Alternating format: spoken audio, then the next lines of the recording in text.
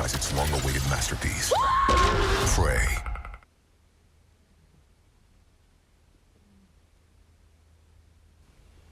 Welcome to Honor of Kings. Enemy minions will arrive in 5 seconds. All forces, move out!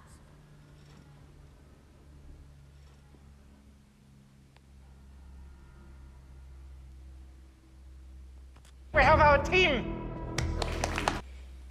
Hello everyone, Ghost Taser 7 again. We are playing Sensei in the jungle. Usually play him top lane, so this is a little different. I think this is my first time in the jungle with him, but I'm not quite sure. So you can see butterflies coming in, trying to steal my bread buff. I'm like, what the hell, Birdie? So I just jump in the bush and see if we're gonna fight, but she doesn't want to play. So that's fine. We smite that red buff there to ensure we get our true damage and burn effect. Try to go for that frost mage there, but unfortunately she flashes away, so that's good. At least we got that. So we're just trying to get our stacks here on our monster's grip. That's the first jungle item. I like that one because it gives you 25 stacks of health, but the damage item is still good for AD, and the AP equivalent is really good on Kong Ming, or just any AP jungler in general. So as an AD, you can kind of just decide if you want to do the monster's grip or the damage one. I think that's the rapacious. Don't quote me on that. Anyways, the runes are the same as when I played in top lane with the mutation, the reaver, and the eagle eye. So we got that part of the monster's grip, the tier 2 version. Just going through, getting those stacks. Unfortunately, it doesn't show it here, but each jungle minion gives you 1 stack up to 25. So pretty important stuff. You want to get those max stacks. It's really important to clear your jungle. But just keep in mind that the sidelines might take those. And that seems like fair play, because then they get the gold. And that's good stuff. So we see butterfly coming here, so we just counter jungle her path. And try to hit the Dao Kwai here. The squishy her top lane because he was low on life. And then try to stop the butterfly from intervening. This is my world now. Humanity will be all but a memory. This ring will be operational. From intervening, the Dun saves me there. And I see this frost mage coming on to me all sweaty like, watching the map, super aggressive. Like, no, I don't want to deal with that. So just jump through there with my 1 skill. 1 skill is a projectile gap close that adds damage and a knockup value. The 2 is a 3 combo skill where it will hit in a cleave with getting basics in between, and that does pretty high damage. And again, it has 3 different strikes, so as you can see here, just getting those basics and trying to get that 2 in there. You see the cooldown on that one as you max that 2, because that's your bread and butter in terms of damage. But if you felt like you needed the cooldown on the 1, you could try that, but I wouldn't do that. That's not what I would recommend. I really like the damage on the 2. And the ult, you get like a treasure planet ship, like the Disney movie. And you just get to fly across the map. And someone can ride along as a passenger. You also CC immune, so they can't do anything about it, as you can see. And you can either go directly into them, if you like. Or you can... This is a sport like no other. End it early and shoot it off in a direction if you felt like it was a trap. So just play that wisely.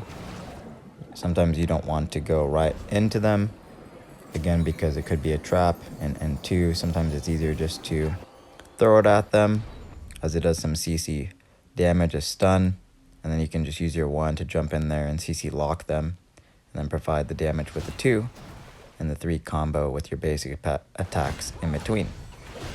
So we got that Giant's Grip here. And then we're working towards our boots here. Your team has destroyed a turret. Trying to look to see what's happening in the lanes. So anytime my ultimate is up, while maintaining jungle clear time, I'm going to fly over there in my ship and try to do some damage. It's pretty sensitive. Try to pick up anyone along the way. I see the butterfly caught out here, so I instantly hit her with that ult. Land the 1 there for that CC lock value. And dish out that damage on my 2 with getting basics in between. She's dead, so I take it upon me to grab this Tyrant here to get that extra damage. Now I see something happening here. My ult has a really low cooldown there with 20 seconds, so you can use it quite often. So I just thought, oh, we'll try to ult that and kill secure that before he flashes or runs away. Back to the jungle pathing here so we can get those stacks. My Nuwa comes in and starts my buff for me, which was really nice of him or her. So I really appreciate that. Much love, this whole team. Lots of love. And even told the butterfly, love you. Because felt bad a little bit later when I ran into her. She was going to beat me. And my only outplay option was to go to a defensive position.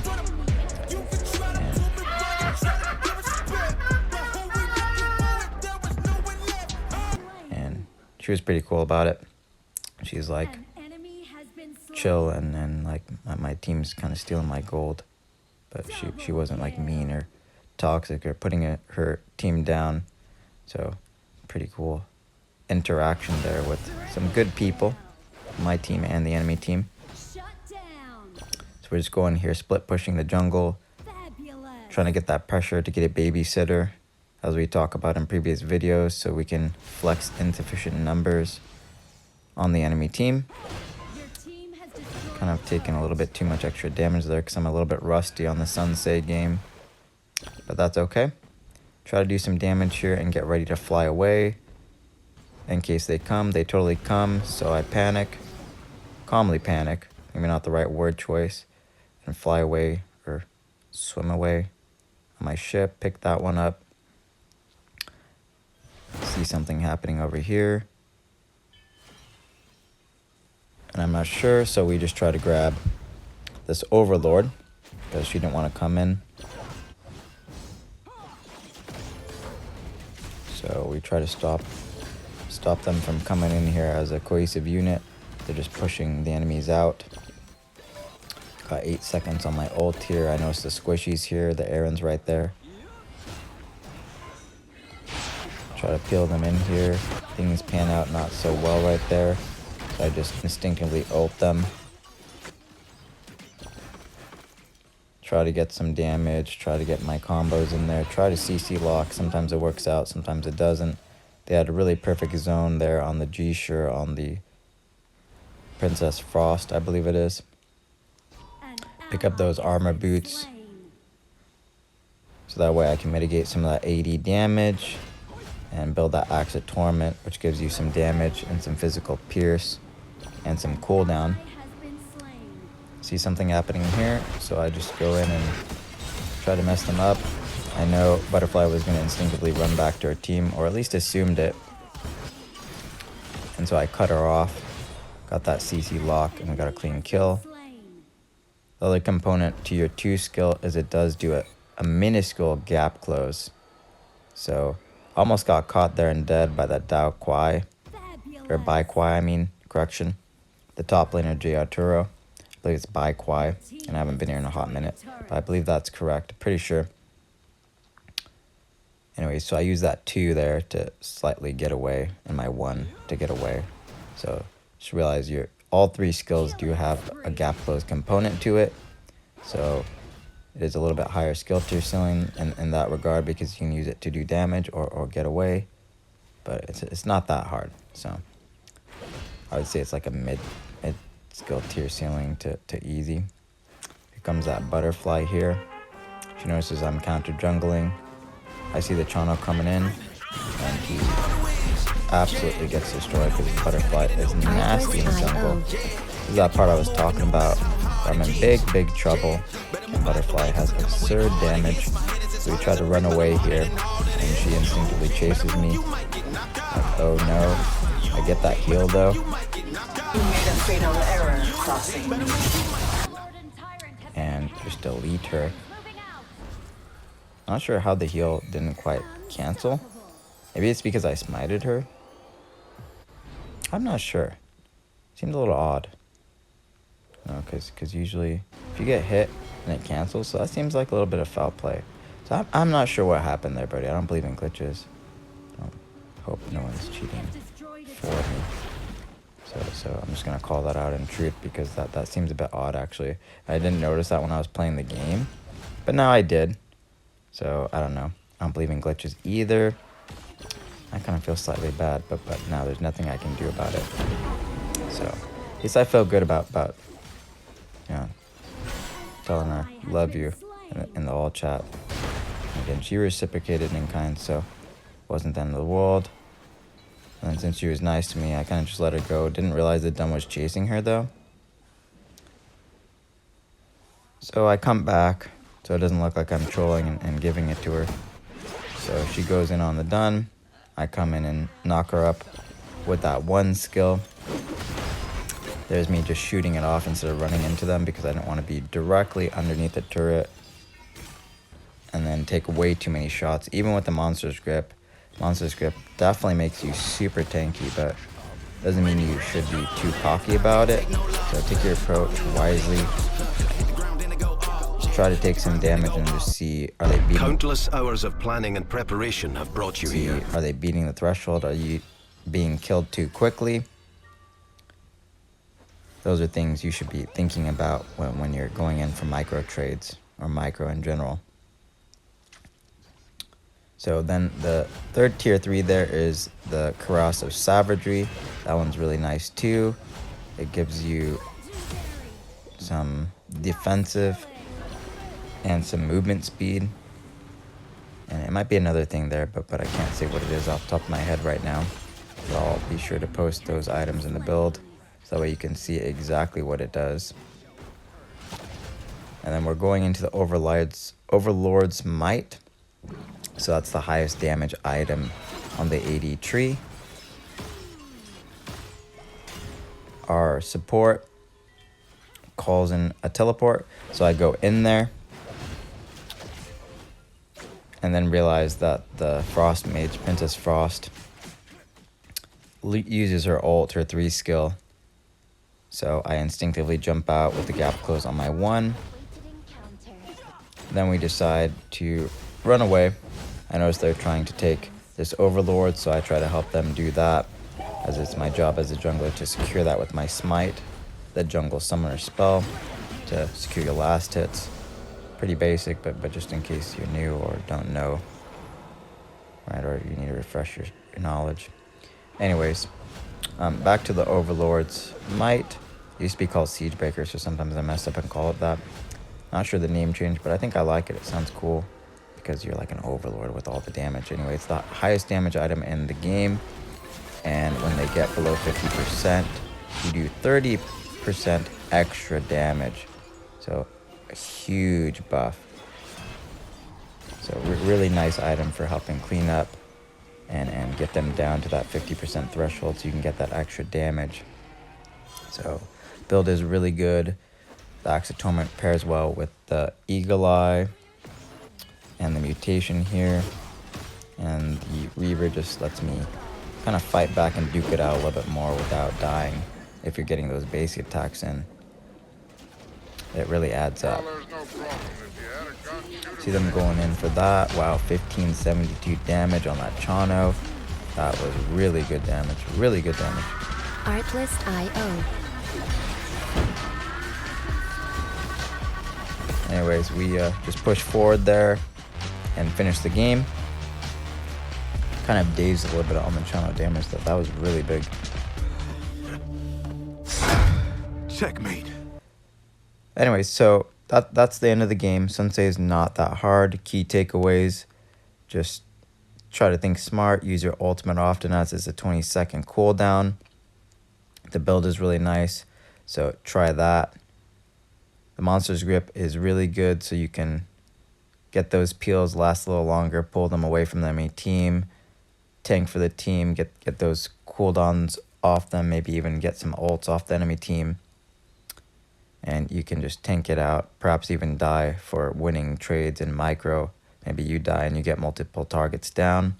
He can really just dish out damage and duke it out. He's a really good fighter, a really good duelist. So, looking at the builds here, everything looks really good. Seems meta, especially with the support there on that Cobra looking tier 3. That's the anti-regen and lifesteal. So just like the Mortal Punisher, there's an AP equivalent item, and that's that Cobra tier 3. Can't say I know the name of it, but the Cobra looking icon. You'll see a lot of mid laners build that as well. So when they build heavy lifesteal or even the Reaver, that's a good thing to buy and counter build, so you don't have to worry about them lifestealing way too much. For instance, like on my HoK or ADCs, I have 36% lifesteal typically with Doomsday and Reaver. Anyways, looking at the enemy team here, looks like they were also playing meta. For sure. Right. I usually see the Princess Frost with the Mask of Agony, but the Sickle is really good, the anti-lifesteal is really good, and that Dragon Scepter looking item procs a multi-target AoE damage burst, so also really good. I see a lot of mid lanes build that. Those are just typical meta buys, so you can kind of just buy whatever you want if you know the right items. And then that Master Sword, I think it is, on the Butterfly deals a nice burst damage, so that's probably why she almost beat me, because she's got the pierce, she's got full damage on the jungle item, and that sword has a nice proc to do burst on your AD scaling. So pretty good stuff. Anyways, let's check out the metrics real quick.